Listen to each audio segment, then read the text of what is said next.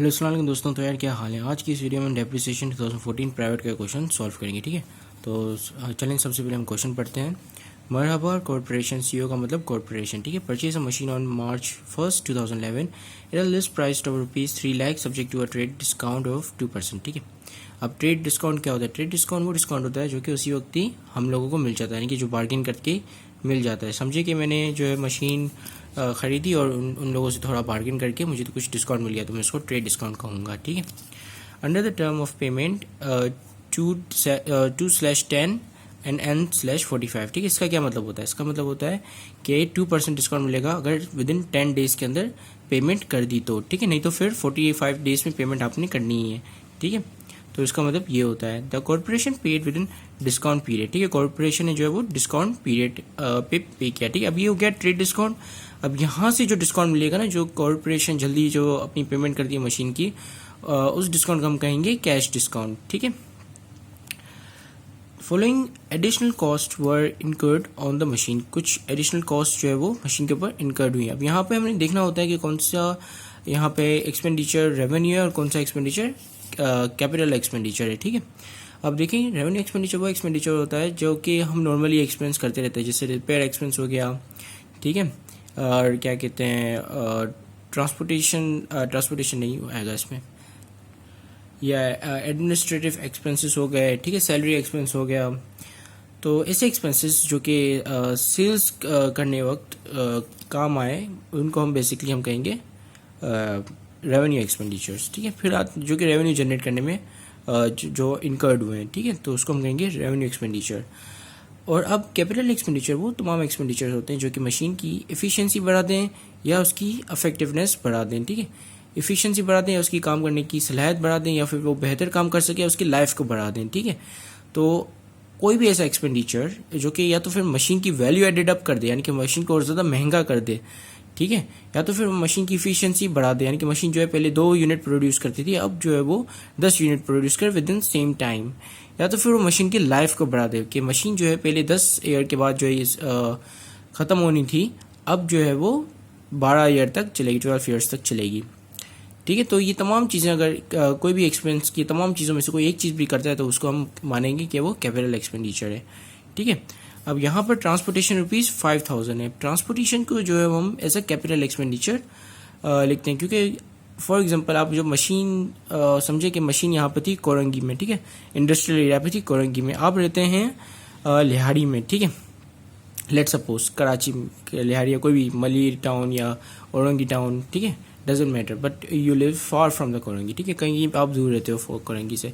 आपने कोरंगी से जाके मशीन परचेज की और फिर उस मशीन को आपने सुजुकी का किराया दिया, कितना ट्रांसपोर्टेशन का 5,000, और फिर वो लेकर आए। ठीक है, वो मशीन आपको पड़ी थी कुछ 40,000 की। ठीक है, लेकिन आपने उसके ऊपर 5,000 पे कर दिया। ठीक है, अब जब आप घर लेकर आए तो आपका पड़ोसी आपसे बोलता है कि भाई ये मशीन कितने के लिए आए हो, तो क्या बोलोगे आप उसे? 40,000? नो, आप उसे बोलोगे 45,000, क्योंकि 5,000 का आपको इस पर किराया भी लगेगा। क्योंकि अगर आप 40,000 उसको बोलोगे तो बोलेगा कि भाई लो 40,000 और मुझे दे दो ये मशीन। तो आप पागल तो नहीं हो ना कि आपने 5,000 वहाँ से लेके यहाँ लेकर आए हो मशीन को, आप और वो जो है आपसे कि मतलब वो जो है उसको आपको सिर्फ 40,000 दे रहा है। ठीक है, तो जिसकी वजह से ट्रांसपोर्टेशन चार्जेस जो है हम उसके ऊपर एडअप कर देते हैं, मशीन की वैल्यू को इंक्रीज कर देते हैं। ठीक है, अब यहाँ पे आए इंश्योरेंस इन ट्रांसिट 7,000। ठीक है, अब इंश्योरेंस इन ट्रांसिट का मतलब होता है कि जब ट्रांसपोर्टेशन हो रही थी तो उस चीज़ को उस चीज़ की इंश्योरेंस कराना। ठीक है, अब जैसे यहाँ क्या होता है कि जो बाहर से इतने बड़े बड़े कंटेनर्स आते हैं गुड्स के, सामान के, जो भी लोग इंपोर्ट कराते हैं चीज़ें, तो इतने सारे कंटेनर्स वगैरह आते हैं जिसमें इन्वेंट्री दीगर चीज़ें पड़ी हुई होती हैं।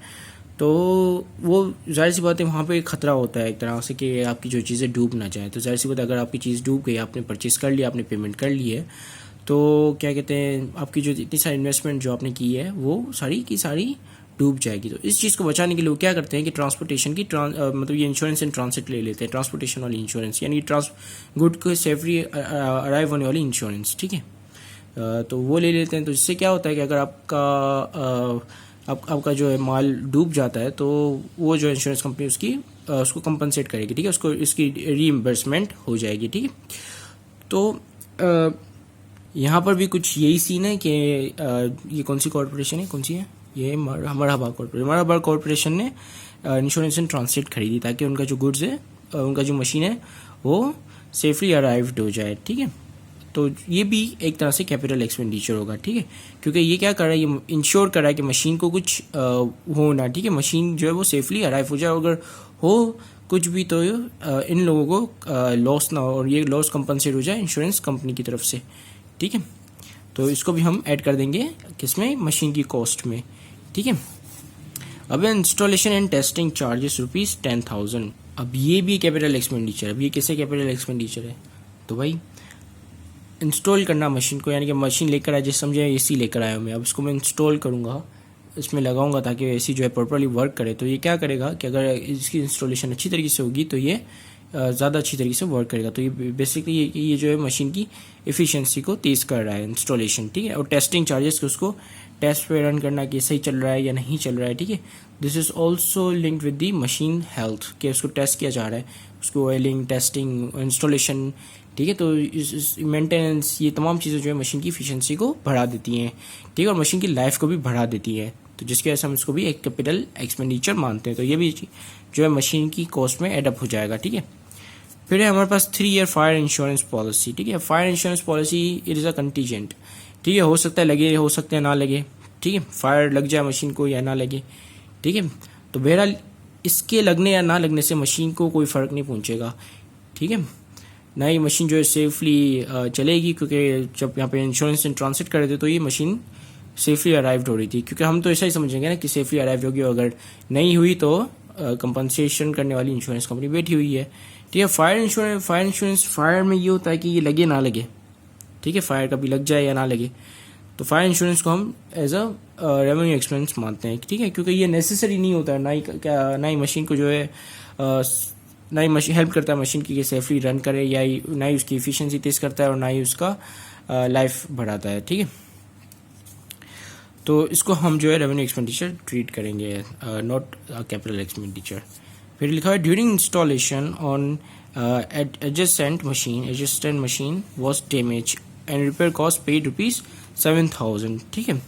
अब क्या हो गया, इंस्टॉलेशन के करते वक्त एक पीस जो है वो डैमेज हो गया, अब उसकी रिपेयरेशन आई 7,000। Again this is not making the machine more efficient और इंक्रीजिंग इट्स लाइफ, क्योंकि ये तो जो है वो डैमेज आया नहीं था, डैमेज मशीन आई नहीं थी, बल्कि क्या हुआ कि इंस्टॉलेशन के वक्त डैमेज हो गया, तो जिसकी वजह से ये खर्चा आया। तो इसको भी हम एज अ नॉर्मल एक्सपेंस मानेंगे, जो कि रेवेन्यू एक्सपेंस होता है, ठीक है।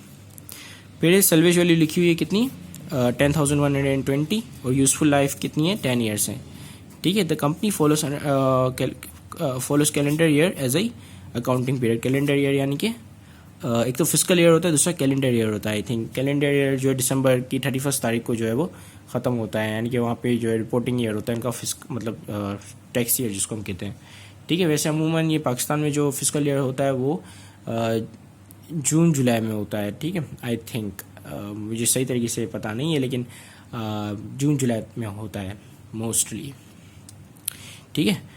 फिर हमें क्या करना है, कंप्यूट करना है पहले कॉस्ट ऑफ मशीन, फिर हमने करना है compute depreciation expense for the first 3 years under the straight line method use करते हुए हमें डेप्रिसिएशन कंप्यूट करना है। फिर लिखा है prepare journal entries for 2011 including adjusting and closing entries, ठीक है। तो सबसे पहले हम कंप्यूट कर लेते हैं कॉस्ट ऑफ मशीन। तो सबसे पहले हम यहाँ पे लिख लेते हैं computation the cost of machine, ठीक है। तो हमने यहाँ पे लिख लिया। अब हम देखते हैं कि भाई कौन कौन सी चीज़ें इसमें ऐड करनी है। सबसे पहले देखते हैं कि मशीन की प्राइस कितनी थी। तो मशीन की प्राइस जो है लिस्ट प्राइस कितनी थी, 3 लाख रुपए, ठीक है। तो यहाँ पे लिखते हैं list price of machine. List price कितनी की थी मशीन की, 3 लाख रुपये, ठीक है। तो 3 लाख रुपये हमने यहाँ पे लिख लिए हैं। फिर आ जाता है हमारा ट्रेड डिस्काउंट, कितना था, 2% था, कितने पर, 3 लाख पे 2%, ठीक है। ट्रेड डिस्काउंट 3 लाख का जो है हम 2% निकाल लेंगे, ठीक है। तो कितना बनेगा,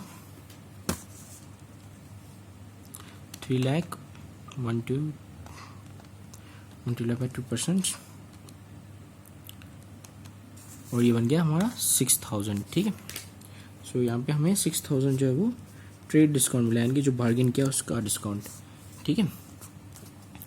फिर है हमारे पास कैश डिस्काउंट कितना, 2%, जो कि कंपनी ने पेड किया डिस्काउंट पीरियड में, तो उसको 2% जो है वो ट्रेड डिस्काउंट मिला, ठीक है। अब ये 2% जो इस पे नहीं लगेगा, ठीक है, 3 लाख पे नहीं लगेगा, बल्कि यहाँ पे जो अमाउंट आएगी कैलकुलेट होगी उस पर लगेगा, ठीक है, क्योंकि ये तो हमें बार्गेन करके डिस्काउंट ही उसी वक्त ही मिल गया। 3 लाख पे जो 6000 डिस्काउंट मिला वो हमें उसी वक्त ही मिल गया, बार्गेन हम नहीं किया, ठीक है। तो उसको हम कहेंगे ट्रेड डिस्काउंट। तो 3 लाख में से माइनस कर देता हूँ 6000, ठीक है। तो ये कितना बना, 2,94,000, ठीक है। तो ये बन गया 2,94,000, ठीक है। अब यहाँ पे हम करेंगे कैश डिस्काउंट, क्योंकि उन लोगों ने विद इन द पीरियड पे कर दिया, ठीक है। Cash discount, please do not mind my writing, ठीक है। 2,94,000 मल्टीप्लाई बाई 2%, ये कितना है, ये कितना आ रहा है, 2,95,000, सॉरी 94,000 मल्टीप्लाई बाय 2%, तो कितना आ गया हमारा, 5,880, यप। तो मैं 5,880 यहाँ लिखूँगा और उसको यहाँ इसमें से डिडक्ट कर दूँगा, फिर देखूँगा मेरे पास क्या अमाउंट आ रही है, ठीक है। सो 2,94,000 माइनस 5,880, फिर कितना आया, 2,88,120, 2,88,120, 2,88,120, ठीक है। अब हम जो है वो यहाँ पर आ जाते हैं एडिशनल चीज़ों पे। तो ट्रांसपोर्टेशन है हमारे पास, इंश्योरेंस एंड ट्रांसिट है, इंस्टॉलेशन एंड टेस्टिंग चार्जेस हैं 10,000, ठीक है। तो ये तीनों चार्जेस जो है हमें इसमें एडअप कर देंगे। पहला कौन सा, ट्रांसपोर्टेशन, दूसरा इंश्योरेंस एंड ट्रांसिट, तीसरा टेस्टिंग चार्जेस, ठीक है। ठीक है, तो मैंने ये तमाम एडिशनल कॉस्ट यहाँ पे लिख ली हैं। अब इनको ऐड कर देते हैं तो हमें पता चलेगा कि हमारी कितनी कॉस्ट ऑफ मशीन आई, ठीक है। 2,88,120 प्लस 5,000 प्लस 7,000 प्लस 7,000 प्लस 10,000, ठीक। तो ये कितना आ गया, 3,10,120, 3,10,120। सो 3,10,120, सॉरी 120, ये हमारी जो है वो टोटल कॉस्ट ऑफ मशीन है, ठीक है। अब हम चलते हैं हमारे स्ट्रेट लाइन मेथड की तरफ। तो अब हम डेप्रिसिएशन कैलकुलेट करेंगे under the straight line method. तो स्ट्रेट लाइन मेथड का फॉर्मूला क्या होता है कि आप जो है मशीन की कॉस्ट को माइनस करते हो सैल्वेज वैल्यू से, रेजिडुअल को या स्क्रैप वैल्यू, जो भी स्क्रैप वैल्यू से, और डिवाइड कर देते हो एस्टिमेटेड लाइफ से। तो लाइफ कितनी है हमारे पास, 10 ईयर्स, ठीक है। तो यहाँ पे हम एस्टिमेटेड लाइफ लिखेंगे, ठीक है, एस्टिमेटेड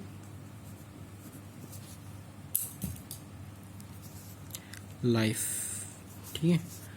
तो ये क्या हो गया, हमारी जो कॉस्ट है, कॉस्ट कितनी है मशीन की, 3,10,120, ठीक है। स्क्रैप वैल्यू कितनी है, सैल्वेज वैल्यू, स्क्रैप वैल्यू जो भी, ये है हमारी salvage value. The machine was estimated rupees 10,120, ठीक है। तो ये आ गई हमारे पास 10,120 और फिर डिवाइड कर देना है 10 ईयर्स से, ठीक है। तो क्या आएगा हमारी डेप्रिसिएशन एक्सपेंस, क्या आ जाएगा, DPEXP डेप्रिसिएशन एक्सपेंस आ जाएगा हमारा। तो अब इसको हम पहले कैलकुलेटर में तो पूरी वैल्यू को डाल देंगे, ठीक है। तो हमारे पास है 310,120 माइनस 10,120, ये I am, let me make sure that you can see it, yes now you can see it. Divide करेंगे 10 से, ठीक है। वो शिट, ये यहाँ लग रहा है 120 डिवाइड बाय 10 ईयर्स। तो कितना आ गया हमारा डेप्रिसिएशन एक्सपेंस 30,000, ठीक है। This is depreciation expense for every year, ठीक है। हर ईयर का, हर साल का 30,000 निकलेगा डेप्रिसिएशन, ठीक है। अब हमें निकालना है कुछ 3 सालों का डेप्रिसिएशन, ठीक है। तो हम ये, क्योंकि ये बिज़नेस जो है वो मार्च 1 2011 में शुरू हुआ था, तो हम 2011 का निकालेंगे, 2012 का निकालेंगे और 2013 का निकालेंगे, क्योंकि यहाँ पर लिखा है कि भाई 3 ईयर्स का निकालना है, ठीक है। यहाँ पे ये रहा 3 years under the straight line method, ठीक है। तो पहले ईयर का क्या होगा डेप्रिसिएशन एक्सपेंस, तो उसको कर दे रहे 30,000, ठीक है। पहले ईयर का 30,000 नहीं निकलेगा, क्योंकि बिजनेस कहाँ से, मशीन कब परचेज़ की है, मशीन परचेज़ हुई है मार्च को, ठीक है। तो मार्च से लेके काउंट करो, ठीक है। जनवरी फरवरी गए, और मार्च अप्रैल मई जून जुलाई अगस्त सितंबर अक्टूबर नवंबर दिसंबर, ये हो गए टोटल 10 महीने, ठीक है। तो आप क्या करोगे, इसको आप मल्टीप्लाई करोगे 10 से, डिवाइड करोगे 12 से, ठीक है। तो ये बताएगा कि जो 30,000 है उसके 12 हिस्से करो, 12 में से 10 हिस्सों को यहाँ पर लिख देगा, ठीक है। मतलब ये प्रोसेस ये काम इस तरह काम करेगा। तो ये कितने हो जाएंगे, इसके लिए भी हम कैलकुलेटर निकालते हैं। तो इसको करने का दो तरीके होते हैं। या तो फिर आप जो है 30,000 को डायरेक्ट मल्टीप्लाई कर दो 10/12 से, तो ये आपको आंसर दे देगा जो कि आपका 25,000। या तो फिर क्या करो कि 30,000 के पहले 12 हिस्से कर दो, ठीक है। ये 30,000 आ गया, डिवाइड कर दो 12 से, इसके हो गए 12 हिस्से। एक हिस्सा कितने का है 2,500 का है, ठीक है। अब आपको 10 हिस्से निकालने हैं इसे, तो मल्टीप्लाई कर दो 10 से, तो आपका ये आ जाएगा 25,000, ठीक है। तो पहले ईयर का निकलेगा 25,000, ठीक है। दूसरे ईयर का 30,000, ईयरली जो डेप्रिसिएशन होती है तीसरे ईयर का भी 30,000, ठीक है। तो यहाँ तक हमने हर साल का डेप्रिसिएशन निकाल लिया, ठीक है। अब हम बनाएंगे अपनी जर्नल एंट्रीज, ठीक है। तो अब हम अपनी जर्नल एंट्रीज बनाएंगे, ठीक है। तो मैंने यहाँ पे ये टेबल फॉर्मेट इनका बना लिया है। तो चलें, सबसे पहले हम मशीन की कॉस्ट रिकॉर्ड करेंगे, ठीक है। यानी मशीन ये रिकॉर्ड करेंगे कि हमने मशीन खरीदी है, ठीक है। तो इसके लिए जो है हम मशीन को डेबिट कर देंगे, ठीक है। कितने से डेबिट करेंगे, जो मशीन की कॉस्ट है। तो मशीन की कॉस्ट यहाँ पे हमने कंप्यूट की है, वो है 3,10,120 रुपीज़, ठीक है। अब अगर आप चाहें तो ये जो 2 एंट्रीज भी बना सकते हैं, यानी कि पहले आप वाली कॉस्ट रिकॉर्ड करोगे मशीन की, फिर बाद में जो इनके ऊपर जिस एडिशनल कॉस्ट की वजह से भरी है उन सबको आप टोटल करके, यानी कि 5,000 7,000 10,000 को सम करके इनकी एडिशनल कॉस्ट की जो है अलग से भी आप एंट्री बना सकते हो। लेकिन मैं जो है इसकी डायरेक्ट एक ही एंट्री बनाऊंगा मशीन की, जिसमें मैं इसको 3,10,120 रुपीज़ से डेबिट क्रेडिट कर दूंगा, ठीक है। तो यहाँ पे मशीन की कॉस्ट कितनी आई थी हमारी 3,10,120, ठीक है। तो और हमने कैश दिया 3,10,120 रुपीज़ का मशीन को अक्वायर करने के लिए। मशीन आ गई, ठीक है, हमारे पास। अब हम दूसरी एंट्री देखते हैं। अब देखो ये तमाम चीज़ें कवर हो गई हैं, transportation, insurance and translate, installation and testing charges कहाँ पे हो गई, यहीं पे ही हो गई, कॉस्ट मशीन की कॉस्ट में एडजस्ट हो गई, ठीक है। अब जो है जो चीज़ नहीं हुई है वो ये वाली चीज़ें हैं, ठीक है। During the insurance machine was damage and repair cost was paid ₹7,000, ठीक है। एक ये, दूसरी 3 ईयर इंश्योरेंस पॉलिसी 8,000, ये भी कंपनी ने चीज़ें खरीदी हैं, ठीक है। 3 ईयर्स इंश्योरेंस पॉलिसी यानी कि अब से लेकर 3 ईयर्स तक इन लोगों ने इंश्योरेंस पॉलिसी पेड कर ली है, ठीक है। यानी कि एडवांस में पे कर ली है, तो ये प्रीपेड होगा हमारा, ठीक है। तो आखिरी में हमारे पास रिपेयर एक्सपेंस है, फिर सेल्वेज वैल्यू वगैरह। तो ये तो नहीं आएंगी हमारी जनरल एंट्रीज में, सेल्वेज वैल्यू, लाइफ वगैरह। तो यहाँ तक जो है रिपेयर कॉस्ट है एक 7,000 की, दूसरा हमारे पास फायर इंश्योरेंस है 8,000 का, हमने ये फायर इंश्योरेंस ली, इसके अगेंस्ट कैश की पेमेंट की, ठीक है। Same goes for the repair expense, ये रिपेयर हमने करवाया और उसके अगेंस्ट कैश की पेमेंट की। एंड और दूसरी कौन सी है 7,000, 8,000 और एक और चीज़ रिकॉर्ड होगी क्या, क्योंकि हम जो है वो ये जनरल एंट्रीज मार्च के महीने की बना रहे हैं, तो मार्च के महीने का डेप्रिसिएशन एक्सपेंस भी तो रिकॉर्ड होगा ना।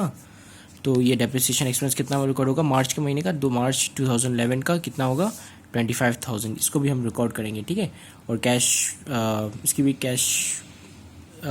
इसकी कैश पेमेंट जो है हम नहीं करेंगे, क्योंकि डेप्रिसिएशन जो है वो नॉन कैश एक्सपेंस होता है, इसको हम जो है अलाउंस ऑफ डेप्रिसिएशन में डाल देते हैं, ठीक है। यानी कि अलाउंस ऑफ डेप्रिसिएशन एक्सपेंस को हम डेबिट करते हैं, ऑलवेज हमें हमेशा यही करते हैं, डेप्रिसिएशन एक्सपेंस को जो है हम डेबिट करते हैं और अलाउंस ऑफ डेप्रिसिएशन क्रेडिट कर देते हैं, ठीक है।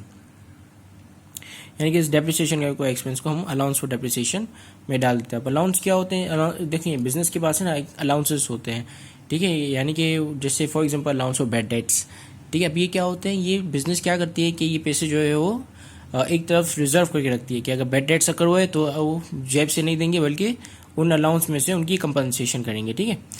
इसी तरह ही allowance of bad debts, allowance of depreciation होते हैं कि जब डेप्रिसिएशन हो जाता है तो उसके लिए एक अलग से अलाउंसेस खोल के रखते हैं और उस अलाउंसेस में से वो मशीन को वो डेप्रिशिएट होती है, ठीक है। वैसे ये नॉन कैश एक्सपेंस होता है क्योंकि डेप्रिसिएशन की आप मशीन में जो है मशीन की जो है सिर्फ आप कॉस्ट रिड्यूस कर देते हो, ठीक है, क्योंकि शो करते हो कि भाई मशीन जो है वो डेप्रिशिएट हो चुकी है इतने से, और इसमें आपको जो है कैश बिल्कुल भी देना नहीं पड़ता है, ठीक है। तो सो depreciation is a non cash expense, so will just gonna do the allowance of depreciation entry, ठीक है। और ये जो डेप्रिसिएशन एक्सपेंस है वो क्लोजिंग एंट्री का पार्ट होता है, ठीक है। एडजस्टिंग एंट्री का पार्ट होता है, एडजस्टिंग एंट्री का पार्ट होता है। क्लोजिंग एंट्री में आप जो है income and revenue summary close कर रहे होते हो, ठीक है, और तमाम रेवेन्यू और एक्सपेंसेस को। तो इस जर्नल में हम एडजस्टिंग एंट्रीज भी बनाने वाले हैं और क्लोजिंग एंट्री भी आखिरी में करने वाले हैं। एक एडजस्टिंग एंट्री बनेगी डेप्रिसिएशन एक्सपेंस वाली और दूसरी क्लोजिंग एंट्री बनेगी कौन सी, इनकम समरी की, ठीक है। तो एक तो यहाँ पे हमारी मशीन आ गई, दूसरा आ गया हमारा फायर इंश्योरेंस, ठीक है, प्रीपेड फायर इंश्योरेंस, ठीक है। प्रीपेड फायर इंश्योरेंस कितना 8,000 था, राइट। इसकी भी हमने कैश पेमेंट की एडवांस में, तो 8,000 दोनों जगह पे रिकॉर्ड हो जाएगा, ठीक है। दूसरा हमारे पास कौन सा एक्सपेंस था, देख लेते हैं। दूसरा हमारे पास था, एक तो इंश्योरेंस हो गई 8,000 की, दूसरा है हमारे पास रिपेयर एक्सपेंस, यप रिपेयर। दूसरा है हमारे पास रिपेयर एक्सपेंस,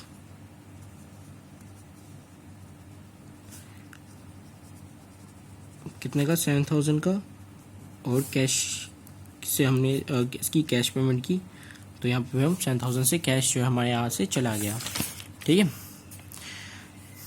फिर हमारे पास रिपेयर हो गया और यहाँ पे कुछ नहीं बचता, लेकिन यहाँ पे हमारे पास एक डेप्रिसिएशन एक्सपेंस रिकॉर्ड होगा पहले 2011 का, तो कितना है 25,000, ठीक है। तो यहाँ पे हम रिकॉर्ड कर देंगे।